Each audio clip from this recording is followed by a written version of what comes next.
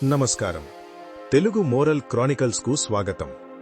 పవిత్రమైన రామాయణ మహాకావ్యంలో సీతారామ కళ్యాణంతో బాలకాండ అనే ఒక అద్భుతమైన ఘట్టం ముగిసిన తర్వాత అసలు కథ, రామాయణానికే గుండెకాయలాంటి మహాఘట్టం ఇప్పుడు మొదలు కాబోతోంది. అదే అయోధ్యాకాండ. సీతారాముల కళ్యాణం జరిగి 12 ఏళ్లు గడిచిపోయాయి. అయోధ్య ప్రజలంతా కనీవినని సుఖసంతోషాలతో ఉన్నారు. అంతా సాఫీగా సాగిపోతున్న ఆ అయోధ్య రాజభవనంలో ఒకరోజు ఉదయం దశరథ మహారాజుకు అద్దంలో ఏం కనిపించింది? అది చూసి ఆయనలో ఎందుకు ఆందోళన మొదలైంది? తన మనసులోని ఆంతర్యాన్ని, తాను తీసుకున్న ఒక సరికొత్త సంచలన నిర్ణయాన్ని తన ముఖ్యమంత్రులతో ఆయన ఎలా పంచుకున్నాడు అన్న విషయాలను కళ్లకు కట్టినట్లుగా వివరించే ఎపిసోడ్ 11 దశరథుని అంతరంగం, సరికొత్త నిర్ణయం. అయోధ్య నగరం 12 ఏళ్లుగా సీతారాముల అడుగుల్లో అడుగులు వేస్తూ అత్యంత ప్రశాంతంగా ఉంది. దశరథ మహారాజు పరిపాలనలో ధర్మానికి 4 పాదాలు నడుస్తున్నాయి. రాజ్యంలో ఎక్కడా దొంగల భయం లేదు, అకాల మరణాలు లేవు. ప్రజలందరూ తమ మహారాజును ఒక దేవుడిలా పూజిస్తున్నారు. అలాంటి సమయంలో ఒకరోజు ఉదయాన్నే నిద్రలేచిన దశరథ మహారాజు స్నానం ముగించుకుని తన అలంకరణ గదిలోకి వచ్చాడు. తన రాజకిరీడాన్ని తలమీద పెట్టుకోవడానికి ముందు ఎదురుగా ఉన్న నిలువెత్తు అద్దంలో తన ముఖాన్ని చూసుకున్నాడు. ఆ అద్దంలో తనను తాను చూసుకుంటున్న దశరథుని చేతులు ఒక్కసారిగా ఆగిపోయాయి. ఆయన కళ్ళు తన చెవి దగ్గర ఉన్న ఒక చిన్న వెంట్రుక మీద ఆగిపోయాయి. తన చెవి మూలాల దగ్గర ఉన్న ఆ వెంట్రుక నల్లటి రంగును కోల్పోయి తెల్లగా నరిసిపోయి ఉంది. ఒక సామాన్యుడికి తలమీద తెల్ల వెంట్రుక వస్తే అది కేవలం వయసు పైబడటం. కాని ముల్లోకాలను శాసించే ఒక గొప్ప చక్రవర్తికి మొదటి తెల్ల వెంట్రుక కనిపిస్తే అది కాలపురుషుడు పంపుతున్న హెచ్చరిక.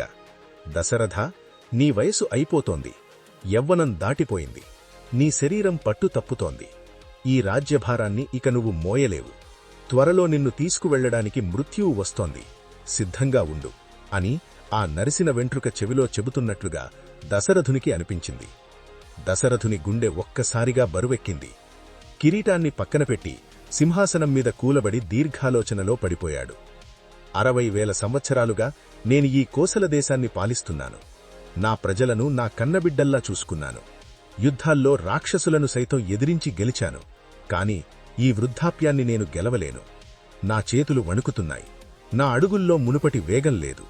నా తర్వాత ఈ భూమండలాన్ని రక్షించే బాధ్యత ఎవరికి అప్పగించాలి అని ఆలోచించడం మొదలుపెట్టాడు.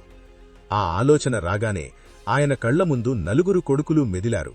కాని వాటన్నిటినీ దాటుకుని సూర్యుని తేజస్సుతో ఆయన గుండెల్లో ఒకే ఒక్క రూపం నిలిచింది. ఆ రూపమే శ్రీరామచంద్రుడు. తన తర్వాత రాజ్యాన్ని ఎవరికి అప్పగించాలి అన్న ప్రశ్నకు దశరథుని అంతరాత్మ ఒక్క సెకను కూడా ఆలోచించకుండా రాముడు, నా రాముడు మాత్రమే అని సమాధానమిచ్చింది. ఎందుకు రాముడు? తనికి 4 కొడుకులు కదా, వాళ్లందరిలో రాముడే ఎందుకు రాజు కావాలి అని దశరథుడు తనలో తాను ప్రశ్నించుకుంటూ రాముని సద్గుణాలను ఒక్కొక్కటిగా గుర్తుచేసుకుని మురిసిపోవడం మొదలుపెట్టాడు. నా రాముడు ఎంతో ప్రశాంతమైనవాడు. ఎవరైనా తనను ఉద్దేశించి కఠోరంగా, కోపంగా మాట్లాడినా సరే రాముడు ఎదురు మాట్లాడడు. వాళ్ల కోపం చల్లారే వరకు మౌనంగా ఉంటాడు. ఆ తర్వాత కూడా పరుషపైన పదాలు వాడకుండా ఒక చిరునవ్వుతో ఎంతో మృదువుగా బదిలిస్తాడు. ఎవరైనా తనకి ఒక చిన్న ఉపకారం చేసినా చాలు, నా రాముడు ఆ చిన్న మేలును జీవితాంతం గుర్తుపెట్టుకుంటాడు. కాని తనకి ఎవరైనా 100 అపకారాలు చేసినా, 100 సార్లు ద్రోహం చేసినా రాముడు వాటన్నిటినీ ఒకే ఒక్క క్షణంలో మరిచిపోయి వాళ్లను క్షమించేస్తాడు. ఇంతటి క్షమాగుణం ఉన్నవాడే కదా ప్రజలను కన్నబిడ్డల్లా చూసుకోగలడు. దశరథుని ఆలోచనలు మరింత లోతుకు వెళుతున్నాయి. యుద్ధ విద్యల్లో నా రాముడికి సాటివచ్చే వీరుడు ముల్లోకాల్లో ఎవ్వరూ లేరు. ఒకసారి ధనుస్సు పట్టి యుద్ధానికి వెళ్లాడంటే శత్రువును నాశనం చేయకుండా తిరిగిరాడు. బ్రాహ్మణులను, పెద్దలను, గురువులను ఎంతో గౌరవిస్తాడు. వేదాలు, శాస్త్రాలు అన్నీ చదివాడు. సత్యం తప్ప మరేదీ పలకడు. ప్రజలు కూడా నన్ను ఎంతగా ప్రేమిస్తున్నారో దానికన్నా 100 రెట్లు ఎక్కువగా రాముణ్ణి ప్రేమిస్తున్నారు. రాముడు వీధిలోకి వస్తే చాలు ప్రజల కళ్ళు ఆనంద భాష్పాలతో నిండిపోతున్నాయి. భూమాత తన భర్తగా రాముడు ఎప్పుడు వస్తాడా అని ఎదురుచూస్తోంది. అలాంటి సర్వగుణ సంపన్నుడైన నా రామునికి నేను బ్రతికి ఉండగానే నా కళ్ల ముందే పట్టాభిషేకం చేసి ఆ సింహాసనం మీద నా కొడుకుని చూసుకుని మురిసిపోవాలి అని ఒక బలమైన అద్భుతమైన నిర్ణయానికి వచ్చాడు. ఆ నిర్ణయం తీసుకోగానే అప్పటిదాకా వృద్ధాప్యం వల్ల ఆయన మనసులో ఉన్న భారమంతా ఒక్కసారిగా గాలిలోకి ఎగిరిపోయింది. ఒక సరికొత్త ఉత్సాహం దశరథుని నరాల్లో ప్రవహించింది. ఒక రాజుగా ఏ నిర్ణయం తీసుకోవాలన్నా అది ఎంత మంచి నిర్ణయం అయినా సరే దాన్ని గురువులతో మంత్రులతో చర్చించకుండా అమలు చేయకూడదు. అందుకే దశరథుడు వెంటనే తన ముఖ్యమంత్రి అయిన సుమంత్రుణ్ణి పిలిచి, సుమంత్ర, ఎవరెవరు ఏ పనిలో ఉన్నా సరే వెంటనే వాటన్నిటినీ ఆపి నా అంతఃపురంలోని రహస్య మంత్రాలోచనా మందిరానికి రావలసిందిగా కోరుతున్నాను అని చెప్పు. ముఖ్యంగా మన కులగురువైన వశిష్ఠుణ్ణి, వామదేవుణ్ణి, అలాగే మిగిలిన అమాత్యులను అంటే మంత్రులను తక్షణమే తీసుకురా అని ఆజ్ఞాపించాడు. మహారాజు గొంతులో అంతటి ఆతృత చూసిన సుమంత్రుడు ఇది రాజ్యానికి అత్యంత ముఖ్యమైన విషయమని గ్రహించి వెంటనే పరుగుపరుగున వెళ్లి అందరికీ కబురు చేశాడు.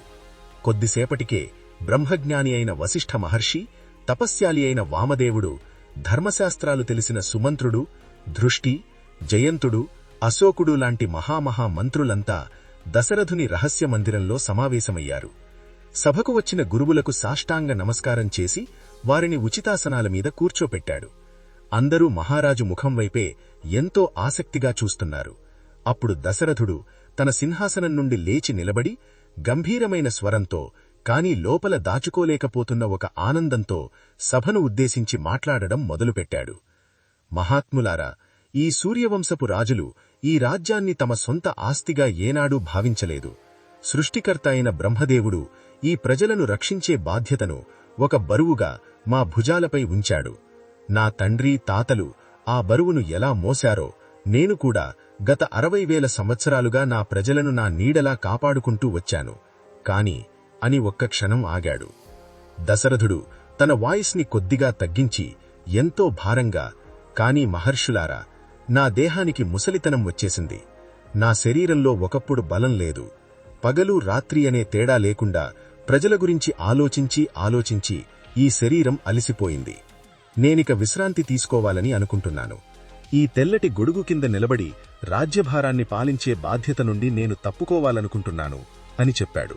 ఆ మాట వినగానే సభలో ఉన్న మంత్రులందరూ ఒక్కసారిగా ఉలిక్కిపడ్డారు. మహారాజు ఆంతర్యమేమిటో వారికి అర్థం కాలేదు. వెంటనే దశరథుడు వాళ్ల కళ్లలోకి చూస్తూ, కంగారు పడకండి మంత్రులారా, ఈ రాజ్యాన్ని ఎవరికో అప్పగించి నేను తప్పుకోవట్లేదు. నాకన్నా పరాక్రమవంతుడు, నాకన్నా గుణవంతుడు, ఈ లోకంలో ధర్మానికి మరో పేరుగా నిలిచినవాడు, దేవేంద్రునితో సమానమైన శక్తి కలిగినవాడు అయినా నా జ్యేష్ఠకుమారుడు శ్రీరామచంద్రుడికి ఈ అయోధ్యరాజ్య పట్టాభిషేకం చేద్దామని నిర్ణయించుకున్నాను అని బాంబు పేల్చాడు. శ్రీరాముని పేరు వినగానే సభలో ఉన్న గ్రూవులు, మంత్రుల ముఖాలు 1000 వోల్టుల బల్బుల్లా వెలిగిపోయాయి. ఎంత గొప్ప నిర్ణయం, ఎంత అద్భుతమైన ఆలోచన అన్నట్లుగా ఒకరి ముఖాలొకరు చూసుకున్నారు. దశరథుడు మళ్లీ కంటిన్యూ చేశాడు. గురుదేవా, నేను ఈ నిర్ణయం తీసుకోవడానికి నా వృద్ధాప్యం ఒక కారణమైతే నా గ్రహగతులు, ఆస్ట్రోలాజికల్ సైన్స్ మరో కారణం. గత కొద్ది రోజులుగా నా నక్షత్రాలను రాహువు, అంగారకుడు, సూర్యుడు లాంటి పాపగ్రహాలు ఆక్రమించుకున్నాయని రాజజ్యోతిష్యులు చెబుతున్నారు. ఇలాంటి గ్రహగతులు ఏర్పడినప్పుడు ఆ రాజుకు మృత్యువు అన్నా వస్తుంది, లేదా ఏదైనా ఘోరమైన ఆపదన్నా వస్తుందని శాస్త్రాలు ఘోషిస్తున్నాయి. ఆ భయం నా మనసును పట్టి పీడిస్తోంది. నా కళ్ళు మూతపడకముందే, నా ప్రాణాలు గాలిలో కలిసిపోకముందే నా రాముణ్ణి ఈ కోసల దేశానికి రాజుగా చూడాలని నా గుండె తహతహలాడుతోంది. నా కుమారుడు రాముని పట్టాభిషేకానికి ఇంతకంటే సరైన సమయం లేదు. ఏమాత్రం ఆలస్యం చేయకుండా ఈ చైత్రమాసంలోనే రాముణ్ణి రాజుగా చెయ్యాలని మీరు నన్ను ఆశీర్వదించాలి అని 2 చేతులు జోడించి వేడుకున్నాడు. దశరథుని మాటలు విన్న వశిష్ఠ మహర్షి ఆనందంతో సింహాసనం మీద నుండి లేచాడు. మహారాజా, ఎంతటి అద్భుతమైన మాట చెప్పావు. శ్రీరాముడు ఈ అయోధ్యకే కాదు, సమస్త భూమండలానికే రాజు కావాల్సినవాడు. రాముడు ధర్మస్వరూపుడు. అలాంటి రాముణ్ణి రాజుగా చెయ్యాలన్న ఆలోచన నీకు రావడం మా అందరి అదృష్టం. నీ నిర్ణయం 100కి 100 పాళ్లు సరైనది. ఈ నిర్ణయాన్ని మేము మనస్ఫూర్తిగా ఆహ్వానిస్తున్నాం, ఆశీర్వదిస్తున్నాం అని చెప్పాడు. అక్కడున్న మంత్రులందరూ ఒకే స్వరంతో, మహారాజా, మీరు పలికిన ప్రతి అక్షరం సత్యం. అయోధ్య ప్రజలందరి కల కూడా ఇదే. మీరు వెంటనే పట్టాభిషేకానికి ఏర్పాట్లు చేయండి. ఈ ముల్లోకాల్లో రాముడికి మించిన యోగ్యుడు ఎవరూ లేరు అని మహారాజు నిర్ణయానికి సంపూర్ణ మద్దతు తెలిపారు. అందరి ముఖాల్లోనూ అనంతమైన సంతోషం. దశరథుని సంతోషానికైతే అవధుల్లేవు. తాను తీసుకున్న నిర్ణయానికి ఏ ఒక్కరూ అభ్యంతరం చెప్పకపోవడం, పైగా రామునిమీద అంతటి ప్రేమను చూపిస్తుండటంతో దశరథుని కళ్లలో ఆనందభాష్పాలు సుడులు తిరిగాయి.